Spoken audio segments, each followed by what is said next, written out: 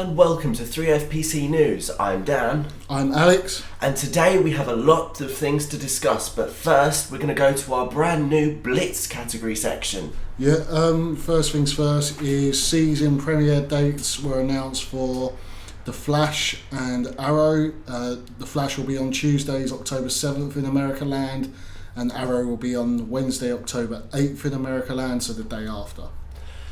In other news, Nathan Fillion, best known for playing the bloke on Firefly, to have his very own small cameo in Guardians of the Galaxy as a favour to James Gunn, the director of the film. Pacific Rim 2 has been announced. Don't have the release date for that, and they're also getting an animated series. There's a new trailer for the Hunger Games sequel. And couple more things. Rosario Dawson, known for playing Gale in the Sin City movies, has been cast in the Marvel Daredevil series, but no character has been given. An unconfirmed rumour says that Carrie Fisher's daughter, Billie Lourd, joins the Star Wars Episode 7 movie. And finally, Ryse, Son of Rome 2 has been cancelled by Crytek and Microsoft due to Crytek's money worries. Unconfirmed. Right, so now we've got all that stuff out of the way. Let's start off with looking at, there's been a picture released of Thors' new armour for Age of Ultron. It's pretty much the same as the one from for the Dark World. Doesn't have the arm scales so much, like there's no scaly arms, which is what he had in previous films. Thor didn't actually get a different costume for the second Thor film, did he? Everyone else always seems to get a new costume. He did get a slightly altered costume, but it's only slightly because his armor's just one thing. There's never that many alterations. Like unlike Iron Man, where you've got like hundreds of one different suits. And Captain America, where they can kind of go from your Superman being a World War II based one to a more covert kind of today Spec Ops one. I want a ninja Captain America outfit. No. But sorry if you hear clicking, it's got these crap chairs we're sitting on and they click with every movement. So Thor's armour is looking pretty similar to all the ones we've seen before. Like I said, doesn't have the scales like Aquaman's fucking suit. And I was talking to Tom about this, who obviously isn't with us today because he's moving around. So he said that he liked the scales. I personally don't. So that's really it for the armour regarding Thor. It's silver, it's red, it's dark blue. It's pretty. Well, in another topic, there's the new Teenage Mutant Ninja Turtles trailer that's come out that shows you a fair bit more of actually what the film's going to be about. Looks very reminiscent to me of the very kind of first children's cartoon they released back in the 80s. It was the episode title How It All Began, where they were talking, but in the cartoon version they're talking to April and trying to revitalise Master Splinter's memory of actually how they all met, so to bring him back into this kind of reality. But it looks like they've kind of taken the aspects of that story and they're kind of running with it as a sort of present day thing, where you see April see them for the first time and basically they save her and stuff like that. One thing I noticed during it is the turtles are starting to grow on me. Their look is starting to grow on me. Like, it's still not perfect, but I think it's a very hard thing to get right.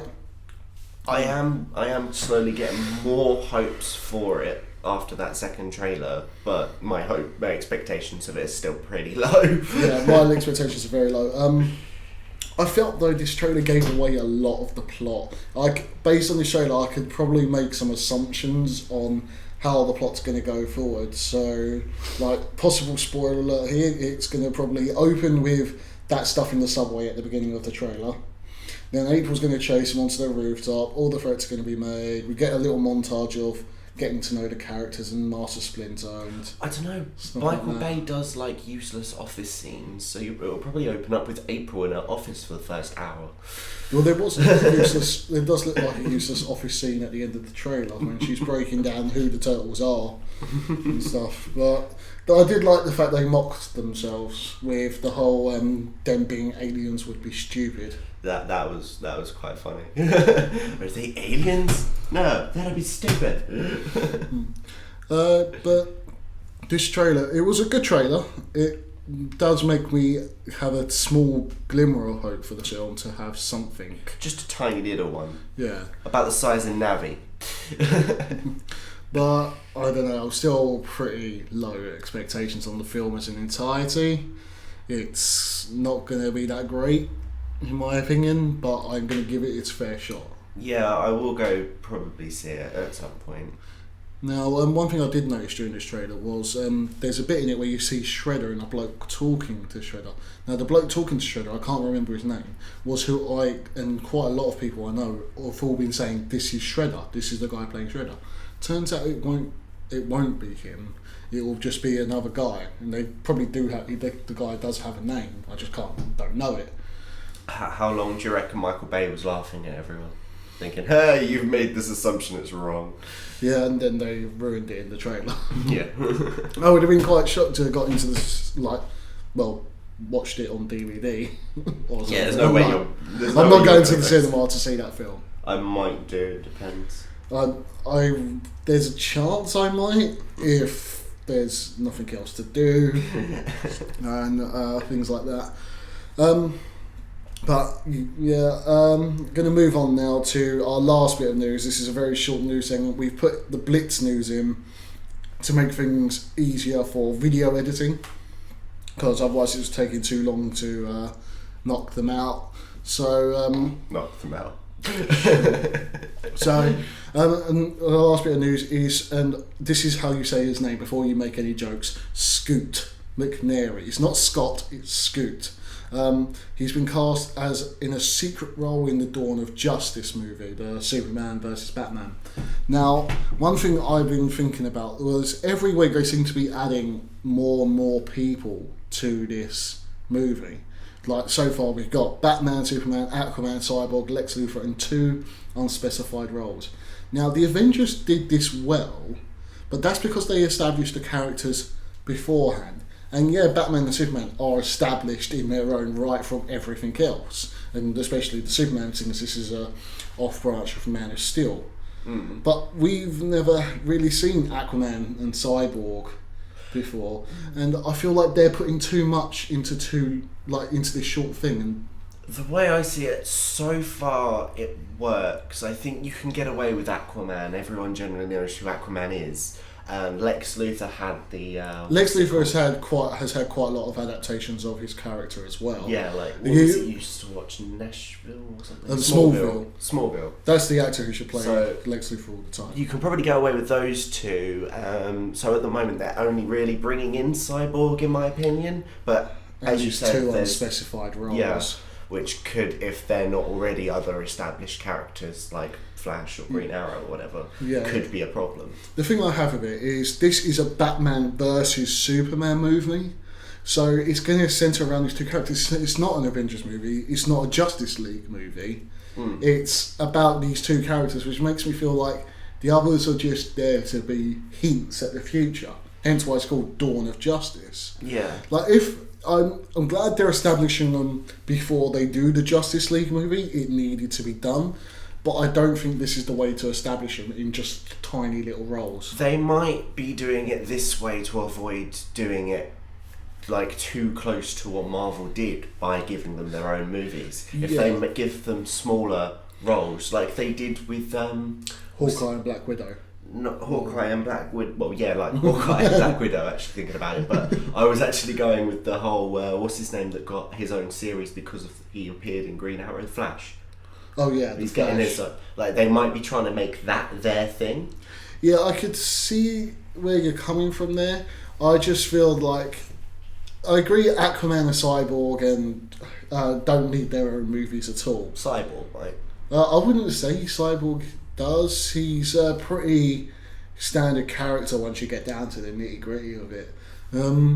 Aquaman has more of a story to him than Cyborg does, but I don't think they need their own movies. They can be established this way, but I would rather they were established in a better way. Someone I left out is Wonder Woman, who's going to be in this movie as well. I'm so shocked. Yeah, being played by Gal Gadot. I can't believe I didn't write that down. But the problem I have is I feel like you got the big three, you got Batman, Superman, Wonder Woman. No one's going to care about Aquaman and Cyborg. Like Lex Luthor, you can forgive, he's a villain. He's going to be the villain of this most likely. I'm actually looking forward to Cyborg the most out of all of them. I like Cyborg. Cyborg's a great character, but Cyborg's awesome. I don't know. I'm pretty excited to actually see a decent Aquaman, especially being played by Khal Drogo. Yeah, the fact that Khal Drogo is playing it does kind of excite me, but I don't know. I think it's overshadowed for me for the fact that Cyborg's there. Yeah. The thing is, these two unspecified roles. Now, I know obviously one's Scoot McNairy. I always feel weird saying Scoot instead of Scott. Change your name, Scoot. But anyway, some people are saying it could be Nightwing, which I'm saying no, because I don't want to see a Robin or a Nightwing in this. I can only imagine it would be a Robin or a Nightwing. Yeah, I don't want it to be, because in a Batman versus Superman movie, which is leading into the Avengers, you don't need Nightwing there. Yeah. But I don't know who this other unspecified role could be. The only people I could think of being it's leading into the Justice movie are The Flash or Martian Manhunter. Could be. I mean, they could recite one of the already established characters: Flash, Green Arrow, Green Lantern. Yeah, there's a good chance one could be Green Lantern. The reason I don't want it to be Green Arrow is because we got this Arrow show on the CW and we're getting the Flash. Now, quite a lot of people's perception of what that character is Stephen Amell as Green Arrow, and that wouldn't. He would fit into the Man of Steel universe because it's a very gritty, realistic take on things. It's very Nolan-fied. Yeah, but I don't know. I just feel like if you want to bring Green Arrow into it, you got to bring Stephen Amell into it. Yeah. And I don't see them doing that from a movie standpoint, because TV actors always have a trouble going over to movies. Yeah, but if they're smaller roles, like you say, I mean, if it's a cameo sort of role, it would be kind of like a TV thing if he's there for like half an hour. Yeah. All I want to say is, as long as the unspecified roles aren't Green Arrow and aren't Nightwing, I'd be happy with that. Yeah. But apart from that, I think that around about covers everything then. Yeah, very short news. You owe us, Tom. You owe us a lot of money. Yeah, all that money we make off making it long. But right, yeah. Be sure to check out this week's full episode on SoundCloud, where we are covering the most underrated movies in our opinion. Be sure to follow us on Twitter at FreeFPC Podcast and on Facebook. That's it from me. Like and subscribe. Oh yeah, do that as well. I'm Alex. I'm Dan, and we will see you next time.